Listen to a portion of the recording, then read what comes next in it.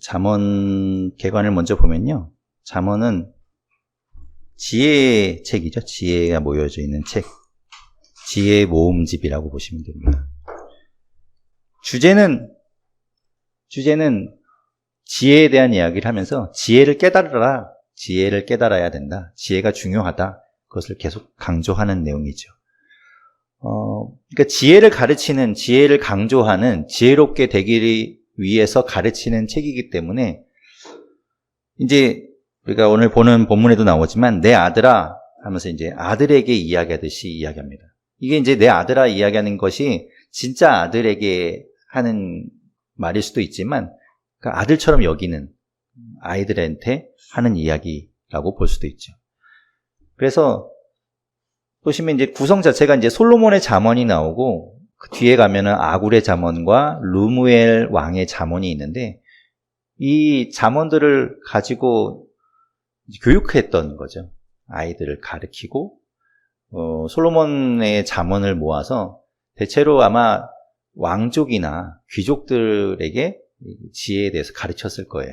그들이 또 지혜롭게 다스려야 하고 여러 가지 일들을 처리해야 하게 됐기 때문에 그들에게 지혜를 가르치기 위한 목적으로도 이 잠언이 쓰여지고 모여져서 그것을 책으로 엮어서 이렇게 교육했을 겁니다. 그래서 이제 보시면은 처음에 1장 1절부터 6절까지는 이제 서론에 해당하는 이야기를 합니다. 이 잠언을 왜 하고 있는지, 왜 이야기를 하는지에 대해서 자세하게 이야기를 하고 그 뒤에 이제 솔로몬의 잠언이 이제 3개가 나오죠. 첫 번째 잠언, 두 번째 잠언, 세 번째 잠언이 나오고 아굴의 잠언과 르무엘 잠언이 있는데 그래서 이제 서론에는 잠언의 목적, 잠언을 가지고 뭘 할 것인가, 이 글을 쓰는 이유가 뭔가 그것에 대한 이야기를 하고 있고요. 그리고 첫 번째 솔로몬의 잠언에서는 말씀드린 것처럼 아들, 젊은이로 이야기되는 그 다음 세대에게 전해주는 이야기를 하고 있습니다. 그래서 1장부터 9장까지 이 첫 번째 잠언에서는 아들에게 아버지가 교훈하는 것 같은 형식의 이야기를 하는 거예요. 마치 아들에게 이제 들려주는 것 같은 이야기로 진행이 되고, 두 번째 잠언, 세 번째 잠언부터는 그냥 지혜의 말씀들을 다 모아놨죠. 그래서 사실 이렇게 이야기처럼 흐름이 없습니다. 그냥 좋은 말들, 명언집처럼 그렇게 모아져 있다고 보시면 돼요.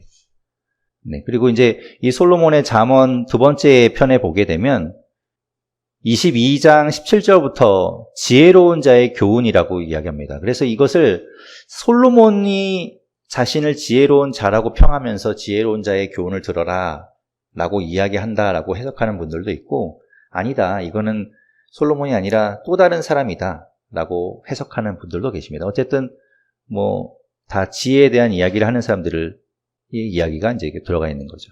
그래서 이것을 이제 솔로몬과 지혜로운 자를 따로 분리하게 되면 솔로몬의 잠언이 22장 16절까지로 끝나게 되고 그 뒤에는 지혜로운 자의 교훈이 들어오게 됩니다.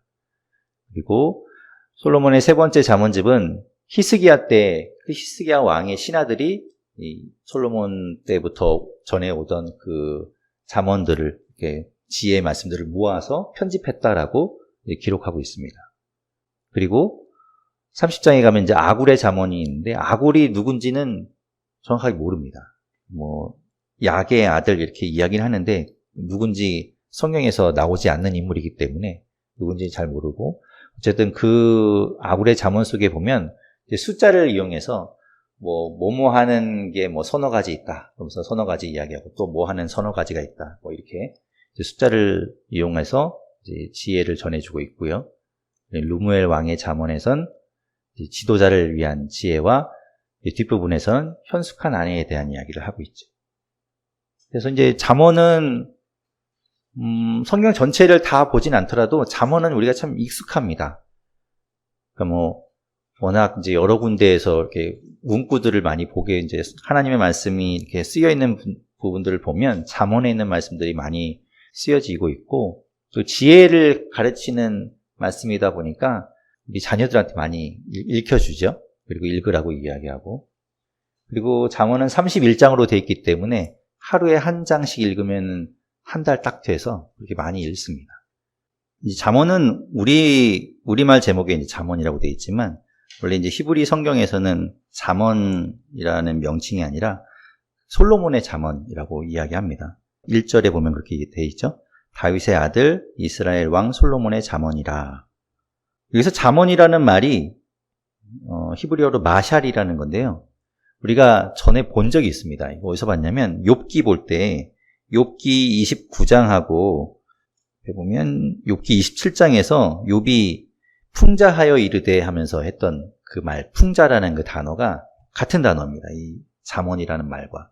그래서 이 마샬이라는 단어 자체가 굉장히 포괄적이고 굉장히 넓은 의미인데, 뭐 비유, 풍자, 격언, 뭐 속담, 하여튼 이렇게 뭔가 좀 비유적으로 이야기하는 모든 것들을 통칭해서 하는 그런 말인 거죠. 거기 이제 잠언이라는 게 그런 뜻을 갖고 있습니다. 그래서 지금 여기 이제 다윗의 아들 이스라엘 왕 솔로몬의 잠언이라고 이야기하면서 솔로몬의 지혜의 말, 그런 이야기들을 이어나가고 있습니다. 솔로몬은 우리가 누구나 다 알지만 지혜의 왕이었죠. 솔로몬이 원래 지혜로웠나요? 솔로몬은 원래 지혜롭진 않았습니다. 하나님 앞에 지혜를 구했죠. 열왕기 상에 나오는 이야기인데, 열왕기 상 3장에 가보면, 한번 펴볼까요? 열왕기 상 3장 5절부터 9절까지 말씀을 보면요. 솔로몬이 왕이 되고 나서 그가 무엇을 처음에 하는가 하면 4절에 보면 제사하러 기브온에 있는 산당에 가서 기브온에 이제 성막이 있었고 거기에서 하나님 앞에 1천 번제를 드립니다. 1천 마리의 번제를 드리게 되는데 그 번제를 받으시고 그날 밤에 5절에 나옵니다. 기브온에서 밤에 하나님이 솔로몬의 꿈에 나타나서 이야기하시죠. 내가 너에게 무엇을 해주면 좋겠냐? 네가 원하는 것이 무엇이냐라고 했을 때 솔로몬이 무엇을 달라고 하는가 하면 지혜를 달라고 이야기합니다.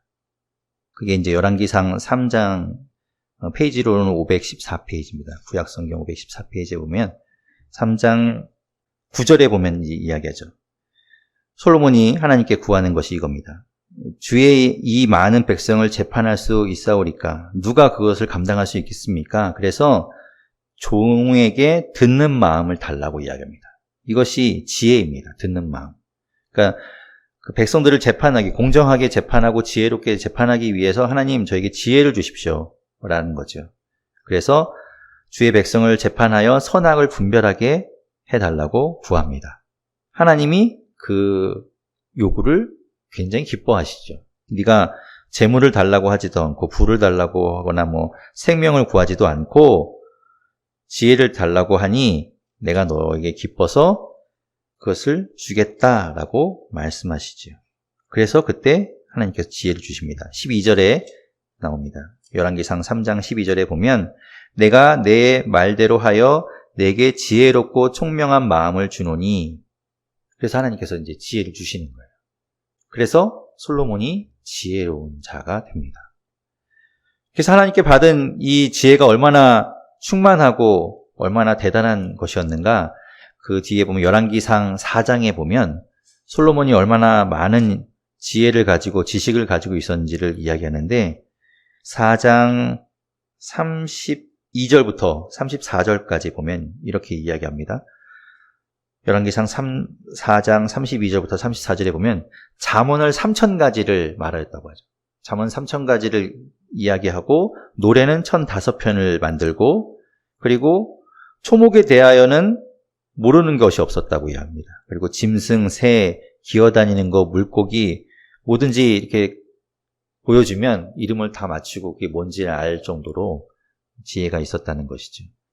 그래서 34절에 보면 사람들이 솔로몬의 지혜를 들으러 왔다라고 말합니다. 그래서 천하만국에서 지혜를 듣기 위해서, 그 잠언, 그 지혜의 말씀을 듣기 위해서 솔로몬은 찾아왔던 것이죠. 그래서 이것을 보면 33절에 있는 것처럼 모든 뭐 어떤 동식물에 대해서 모든 걸 다 알고 있는 걸 보면 어떤 게 떠오르는가 하면 그게 떠오르죠. 아담이 떠오릅니다.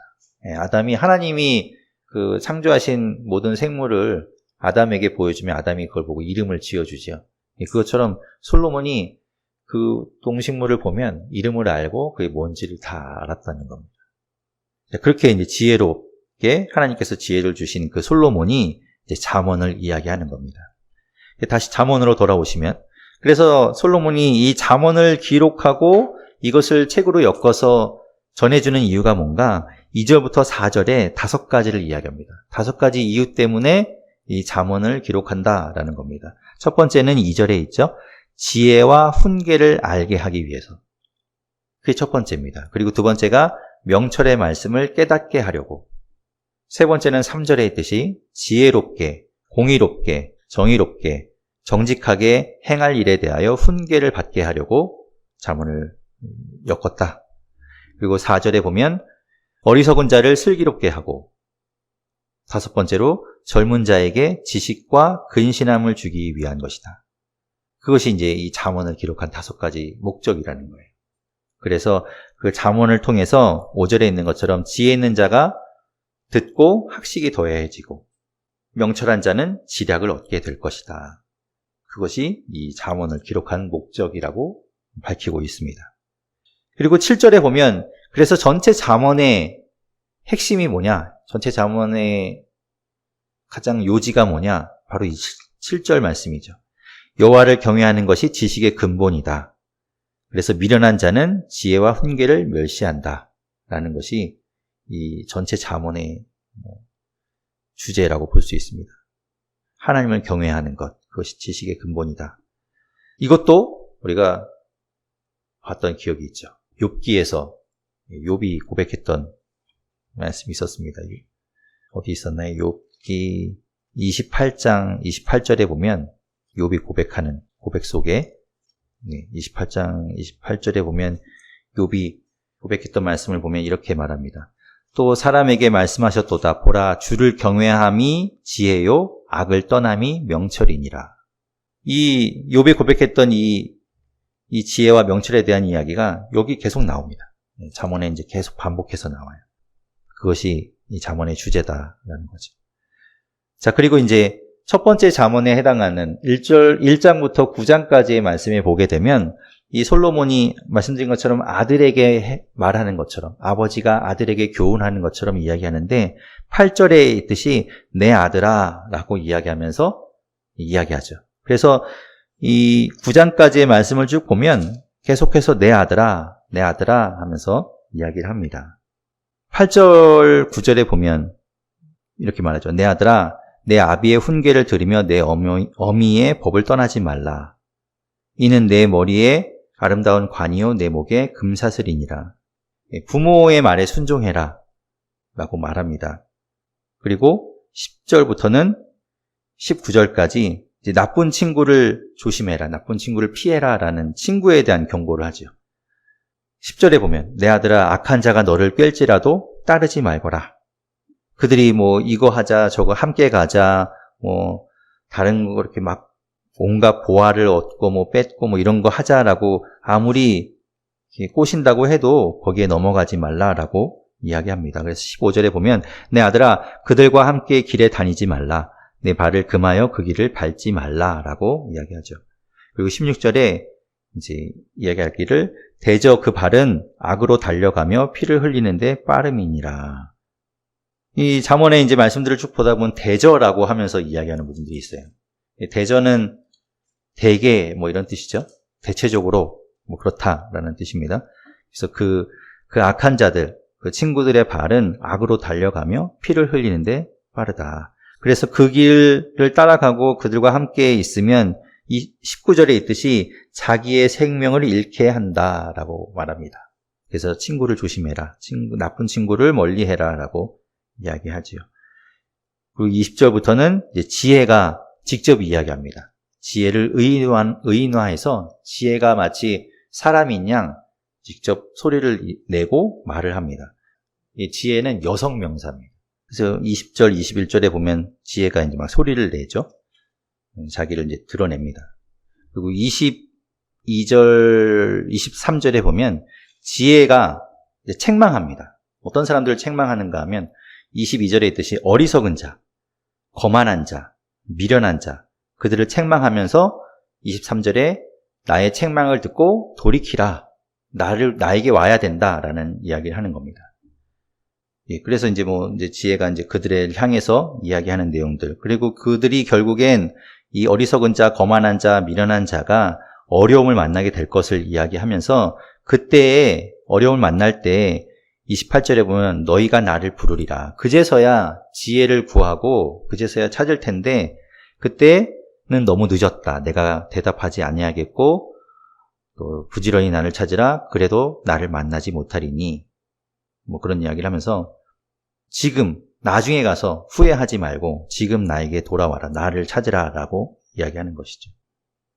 그리고 이제 29절 30절에 보면 이제 이 잠언이 지혜에 대한 이야기를 하고 있는데 지혜를 구하는 사람, 그런 사람들이 복 있는 사람이고 지혜를 멀리하는 사람, 그것을 멸시하는 사람들이 아까 22절에 봤듯이 어리석은 자고 거만한 자고 미련한 자다라고 이야기하는 거거든요.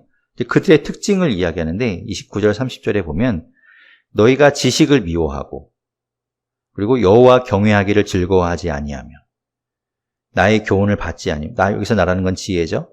지혜의 교훈을 받지 아니하고 지혜의 모든 책망을 업신여긴다. 그렇다는 거예요. 이런 사람들의 특징이 이렇다. 그래서 결국에는 너희가 환난을 당할 때 어려움을 당하게 될 것이다 라는 것을 이야기합니다.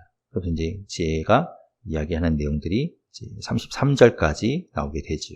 이제 2장 3장에서는 아버지와 같은 입장에 있는 분이 이제 아들과 이 다음 세대에게 지혜에 대한 이야기를 하죠. 2장에 3장에 이어지는 내용들을 보면 지혜를 구하는 것이 어떤 유익을 주는가에 대해서 이야기합니다. 2장에 보면 1절부터 지혜를 구하라라는 이야기를 합니다. 1절부터 4절까지 보면 그런 이야기를 하면 내 아들아 그러면서 지혜를 3절에 보면 지혜를 불러 구하며 명철을 얻으려고 소리를 높이며 은을 구하는 것 같이 그것을 구하며 감추어진 보배를 찾는 것 같이 그것을 찾으면 그러니까 그렇게 지혜를 구하고 찾으면 이제 5절부터 하나님 여호와 경외하기를 깨달으며 하나님을 알게 되리니 이제 구해야 된다는 거예요. 지혜를 구해야 된다. 그러면 하나님으로부터 얻게 되는데 하나님 경외하는 것을 깨닫고 하나님 경외하는 것이 지혜죠. 그 지혜를 깨닫고 하나님을 알게 된다라고 이야기합니다. 지금 이야기들을 보면 솔로몬의 잠언인데 여러분이 아시는 그 솔로몬의 생애를 생각하시면 이 이야기에 아주 딱 맞아요. 그래서 솔로몬이 하나님을 경외했거든요. 경외한다는 이야기가 하나님으로 인정하고 하나님을 의지하고 신뢰하는 것. 그것이 이제 경외한다라고 볼 수 있는데 솔로몬의 생애가 그랬죠. 그래서 하나님으로부터 그 많은 것들을 받고 누릴 수 있었던 겁니다. 그러니까 솔로몬의 생애를 비춰보면 이제 이게 맞아요. 그래서 솔로몬이 이야기하는 건 그걸 구하면 하나님께서 그것들을 깨닫게 해주시고 알려주신다. 그래서 6절의 이야기죠. 대저 여호와는 지혜를 주신다. 구하는 자에게 지혜를 주신다는 거예요. 지식과 명철을 그 입에서 내심이며 정직한 자를 위하여 완전한 지혜를 예비하시며 행실이 온전한 자에게 방패가 되시나니 그러면서 8절에 대저 그는 정의의 길을 보호하시며 그의 성도들의 길을 보존하려 하심이니라. 이것이 8절에 있는 것이 첫 번째 지혜를 구하는 자에게 돌아오는 유익입니다. 지혜를 구하는 자에게 지혜를 주심으로 인해서 어떤 유익이 있는가? 하나님께서 정의의 길을 보호해 주시며 그리고 그의 성도들의 길을 보존하신다. 지켜주신다라는 거죠. 그리고 두 번째 유익은 뭔가 9절에 보면 내가 공의와 정의와 정직 곧 선한 길을 깨닫게 될 것이다 라는 것이 이제 두 번째 유익이라고 본다면 세 번째 유익은 16절에 가면 지혜를 얻어야 하고 지혜를 구해야 하는데 그것을 방해하는 게 있습니다. 지혜를 없었도록 방해하는 게 이제 음녀라는 것이 이제 등장을 하게 되는데 그 음녀로부터 구원 얻게 하고 그 음녀로부터 넘어가지 않도록 유혹되지 않도록 지켜주는 것이 지혜의 세 번째 유익이라는 겁니다. 그래서 음녀라는 말이 이제 계속 등장하게 되는데 음녀라는 것이 무엇인가 하면 그 16절에도 나오지만 너를 음녀에게서 말로 호리는 이방 계집에게서 구원하리니라는 거 되어 있는데 이 음녀라는 것이 이방 여인과 같은 말입니다. 이 음녀를 나타내는 이 히브리어가 어떤 뜻이 있는가 하면 모르는 사람, 다른 사람, 다른 여자, 모르는 여자, 타인, 이방 여자 이런 뜻을 가지고 있어요. 그러니까 전체적인 의미를 따지고 보면 내 아내가 아닌 사람을 다 이제 지칭한다고 볼 수도 있을 것 같아요. 내 아내로 지칭되는 나와 함께 있는 이 동반자, 내 배우자 이외에 다른 사람들을 이야기한다라고 볼 수 있겠죠. 이제 지혜가 이제 그런 것들을 분별하게 해준다는 거죠. 그래서 그들에게 이제 죄를 짓지 않고 넘어가지 않도록 한다. 그래서 이 음녀를 이방 여인이라고 해석을 하게 되면 이제 하나님께서 이스라엘 백성들에게 계속해서 이방 여인에 대해서 조심하라고 이야기하거든요. 출애굽한 이스라엘 백성들이 광야에 머물 때 민수기 25장에 보면 바알보올 사건이 일어나게 됩니다. 미디안 여인과 이제 간음을 하게 돼요. 그래서 그 간음한 사건 그 현장을 그 비느하스 제사장이 그것을 보고 들어가서 그 두 사람을 죽이게 되죠. 그때 하나님께서 무슨 이야기 하시는가 하면 그 비느하스를 칭찬하면서 이 비느하스가 내 질투를 가지고 그렇게 했다라고 이야기해요. 하나님께서 이제 이야기하시는 건 그 이방 여인들과의 통혼을 하고 이방 여인들과 관계를 갖는 거에 대해서 하나님께서는 굉장히 경계하시죠. 그래서 신명기에서도 가나안 땅에 들어가기 전에 모세를 통해서 마지막 다시 한번 설교를 할 때도 가나안 땅에 들어가게 되면 너희가 그 이방 여인들과 통혼하지 마라. 그 땅에 있는 딸들을 며느리로 삼지 말고 너희 아들, 딸도 그들에게 주지 말고 섞지 말라라고 이야기하죠. 왜 그런가? 왜 하나님이 그렇게 이방 사람들과 철저한 분리를 말씀하시는가 하면 말씀드린 것처럼 솔로몬을 생각해 보면 알 수 있어요.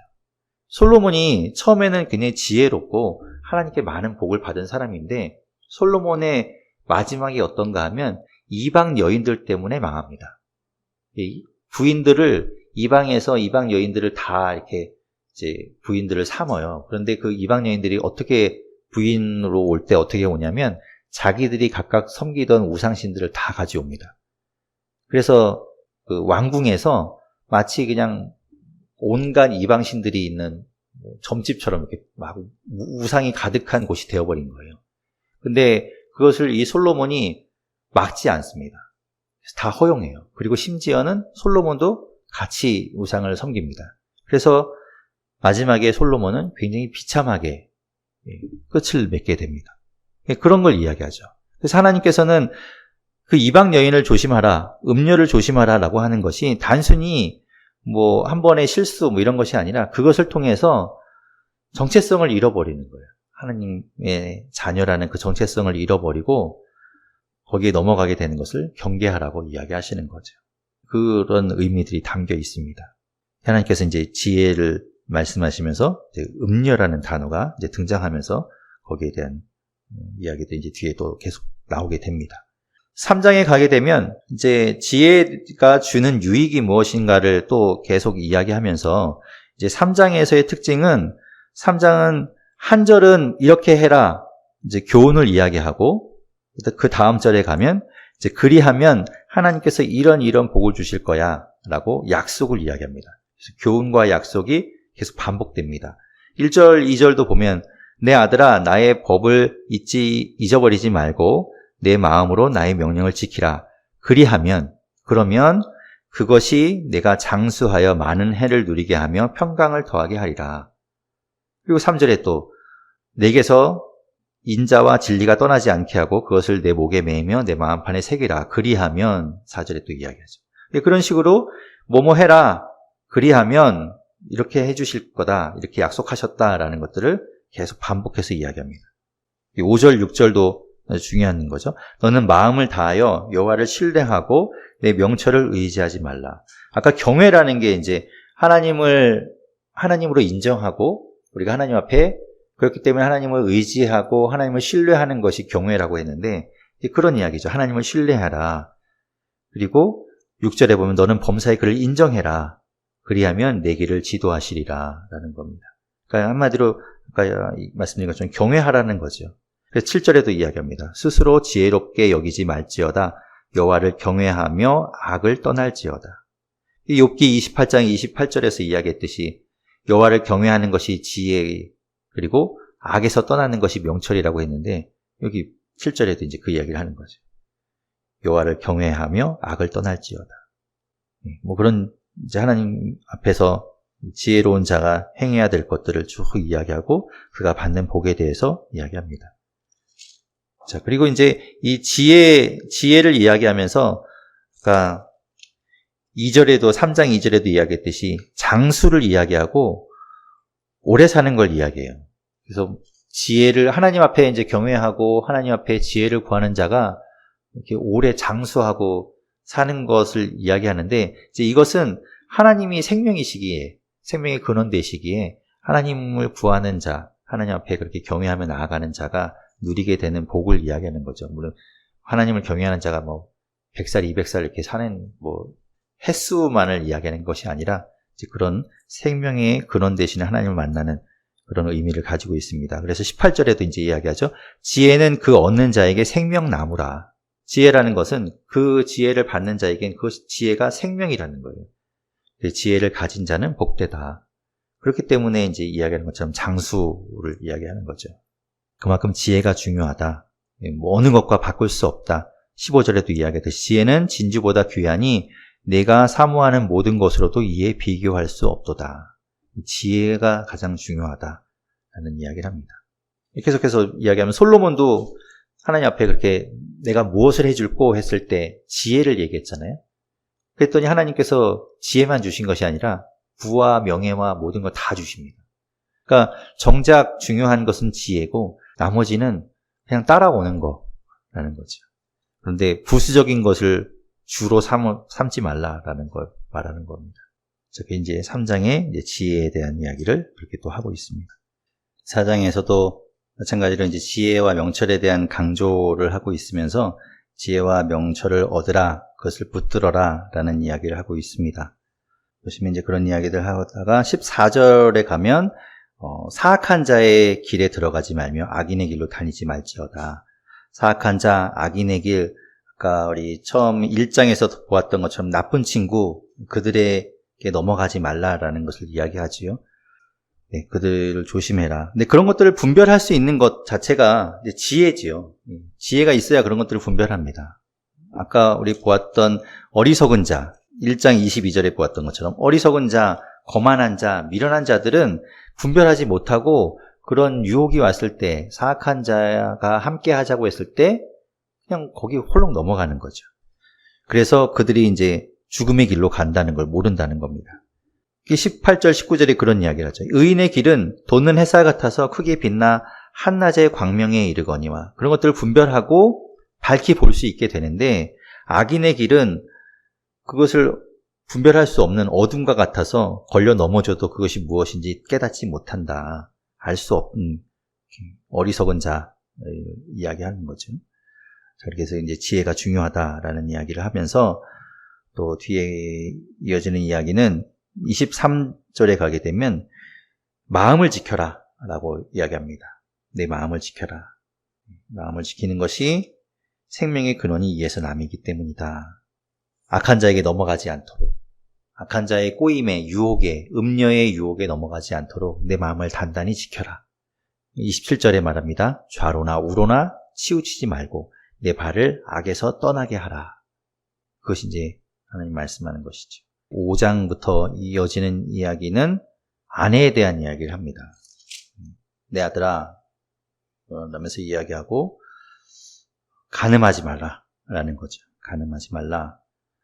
3절, 4절에 보면 음녀의 입술은 그렇게 달콤하고 유혹하지만 거기에 넘어가면 4절에 보면 나중엔 쑥같이 쓰고 두 날 가진 칼같이 날카로우며 결국 5절 끝에 있듯이 스올로 내려가게 된다. 죽음으로 가는 길이다. 그것을 이야기합니다. 그래서 조심하라 라는 거지. 8절에 그래서 이렇게 이야기합니다. 내 길을 그에게서 멀리 하라. 그의 집 문에도 가까이 가지 말라. 아예 그런 여지를 만들지 말아라. 아예 그런 것이 있지 않도록 조심해라 라는 것을 이야기합니다. 15절부터 보면 그래서 이제 이 배우자에 대한 이야기를 하는 거예요. 너는 내 우물, 배우자를 이야기합니다. 그 우물이 이제 그 우물에서 물을 마시고 내 아내에게 만족하고 내 남편에게 만족하고 넘치고 집 밖으로 나가지 않도록 해라. 다른 것에서 취하지 마라 라고 이야기합니다. 18절에 보면 네가 젊어서 취한 아내를 즐거워하라.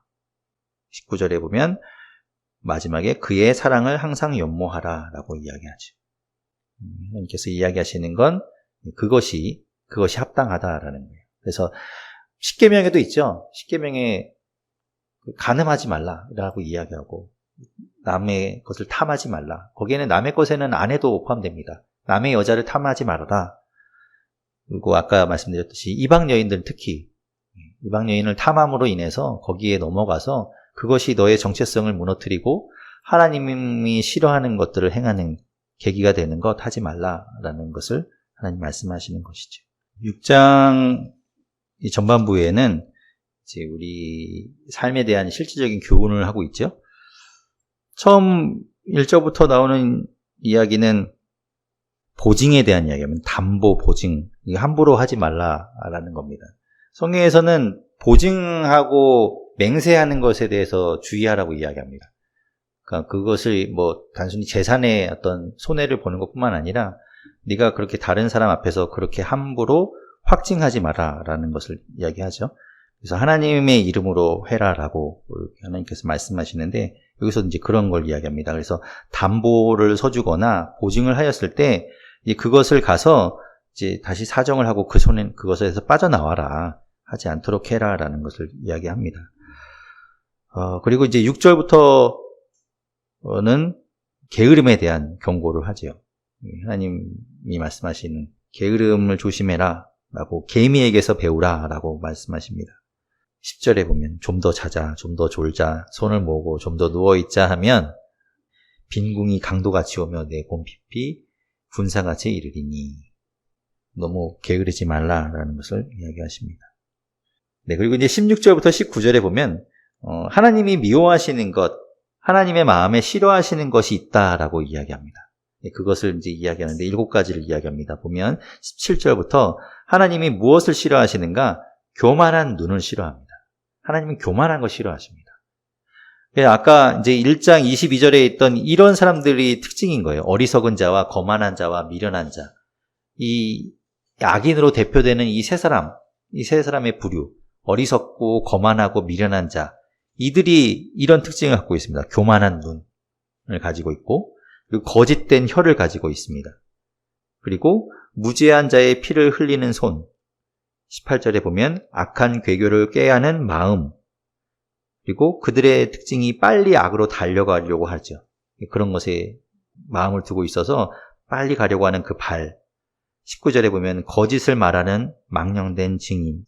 그리고 형제 사이를 이간하는 자. 하나님은 이런 것들을 싫어하신다는 거예요. 이런 것들을 미워하신다. 라고 말씀하고 있습니다. 그리고 이제 20절부터는 다시 한번 이제 간음하지 않도록 이제 이야기합니다. 간음하지 말라.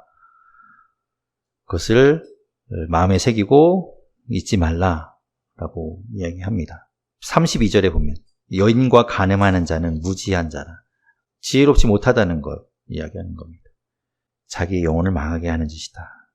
하나님께서 그런 것에 대한 경고를 하시죠.